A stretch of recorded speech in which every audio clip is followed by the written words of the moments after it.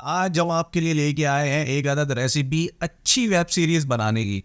अब आप सोच रहे होंगे कि यार अच्छी वेब सीरीज बनाने की भी कोई रेसिपी होती है क्या? तो भाई क्यों नहीं होती। आप एक अदद बाउल लें, उस बाउल के अंदर आप थोड़ा सा अनुराग कश्यप डालें और उसी बाउल के अंदर आप थोड़ा सा डालें श्री राम राघवन और उन दोनों को आप मिक्स करें थोड़ी देर तक, तो आपके पास तैयार हो जाएगी राज एंड डीके की guns and Gulaabs. Hello friends, आप देख रहे हैं हम फनकार और मैं हूं ज़िया सिद्दीकी। अगर गन्स एंड गुलाब्स का हम रिव्यू करें, जो कि हम ऑब्वियसली कर रहे हैं आज, तो उसके अंदर जो स्टाइल है, जो कंटेंट है, जो एग्जीक्यूशन है, जिस तरीके से प्रेजेंट किया गया है कंटेंट, उसके अंदर वाज़े तौर पे अनुराग कश्यप और श्री राम राघवन के काम की झलक कई जगह पे नजर आती है और बड़ी ही एविडेंट है। राज एंड डीके जो इससे पहले वेब सीरीज कर चुके हैं शाहिद कपूर के साथ फर्जी, और फर्जी वेब सीरीज जो है वो काफ़ी फेमस हुई थी और राज एंड डीके ने अपना एक स्टाइल, अपना एक नैरेटिव बिल्डिंग का स्टाइल जो है वो डेवलप किया फर्जी से। अब फर्जी के बाद एक और वेब सीरीज लेके आए हैं राज एंड डीके और नेटफ्लिक्स पे ये वेब सीरीज रिलीज की गई है। इसका सीजन 1 रिलीज किया गया है, टोटल 7 एपिसोड्स हैं और इसकी IMDb रेटिंग भी बड़ी ज़ोरदार चल रही है। 8.1 समथिंग इसकी IMDb रेटिंग है अभी राइट नाउ। इसकी कास्ट में है राजकुमार राव, उसके अलावा सतीश कौशिक भी आपको इसमें नज़र आएंगे, जो कि अब हम में नहीं है, लेकिन इस वेब सीरीज़ में आपको सतीश कौशिक भी नज़र आएंगे घाची के किरदार में। इस वेब सीरीज़ की जो सबसे ख़ास बात है और जो इसको दूसरे कंटेंट के मुकाबले में थोड़ा सा एज दे देती है, वो ये है कि इसमें जो कैरेक्टराइजेशन है वो बहुत ही दिलचस्प है।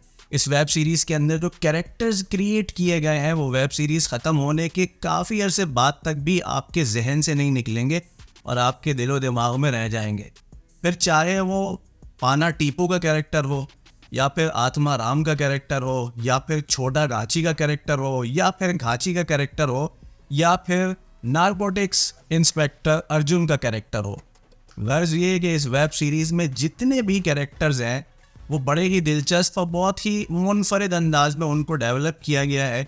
और जैसे जैसे web series episode by episode आगे बढ़ती है, वो कैरेक्टर्स आपके ऊपर ग्रो करते हैं और आपके दिलों में बस जाते हैं। वेब सीरीज़ के एपिसोड जो हैं वो 45 to 40 मिनट्स के ऊपर मुश्तमिल है, लेकिन जो वेब सीरीज़ का आखिरी एपिसोड है, that is the 7th episode, वो थोड़ा सा प्रोलॉन्ग करता है और वो अराउंड 50 to 55 मिनट्स लॉन्ग है। वेब सीरीज़ का कंटेंट बड़ा दिलचस्प है और स्टार्टिंग के 1-2 एपिसोड के बाद वेब सीरीज़ तेज़ी पकड़ती है और कंटेंट में काफ़ी हद तक तेज़ी आती है और स्क्रीन प्ले भी बहुत दिलचस्प और जानदार होता चला जाता है। वेब सीरीज़ में अगर अदाकारी की बात करें तो राजकुमार राव ने एक दफ़ा फिर मायूस नहीं किया है। राजकुमार राव इससे पहले इसी नौइयत का किरदार फिल्म लूडो में भी अदा कर चुके हैं और मुझे लगता है कि राजकुमार राव इस तरह के रोल्स प्ले करते हुए थोड़ा सा कंफर्ट जोन में रहते हैं और कंफर्टेबल फील करते हैं।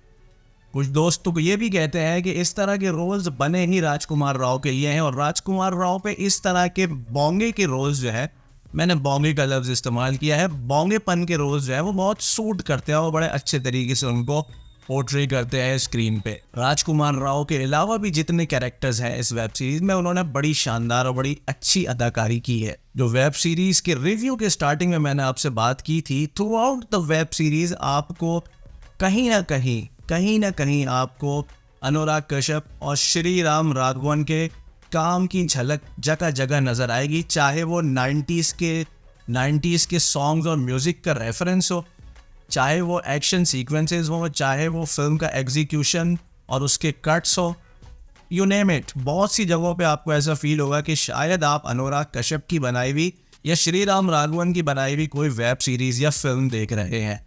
वेब सीरीज़ की एक और ख़ास बात, इसका जो नैरेटिव है वो बड़ा दिलचस्प तो है ही, साथ साथ इसके जो डायलॉग्स हैं और जो ह्यूमर है जो कि काफ़ी डार्क है, वो बहुत ही दिलचस्प है और आपको बहुत मज़ा आने वाला है जब आप ये वेब सीरीज़ देखेंगे। तो वेब सीरीज़ किसी तौर भी फैमिली ऑडियंस के साथ देखने के तो लायक नहीं है।